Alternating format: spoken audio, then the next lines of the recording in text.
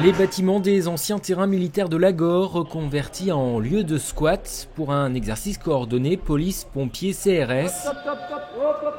Une centaine de personnes au total mobilisées pour cet entraînement. La moitié de la colonne de CRS basée à La Rochelle, une vingtaine de policiers, une dizaine de pompiers, mais aussi des observateurs chargés d'évaluer les décisions prises. On les regroupera dans une zone de recueil.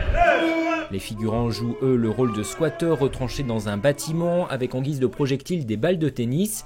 Il s'agissait d'évaluer la progression dans un bâtiment inconnu, de tester aussi du matériel, comme pour tenter d'ouvrir cette porte.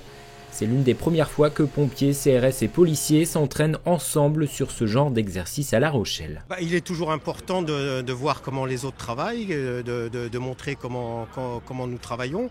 Nous travaillons en général sur l'ensemble du territoire et quand on s'entraîne donc à La Rochelle, ce sont des choses qu'on pourra utiliser dans d'autres villes, partout sur le territoire national.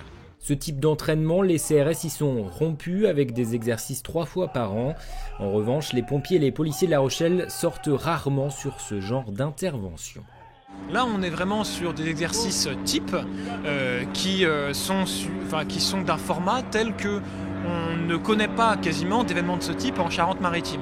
Mais qui peut le plus, peut le moins.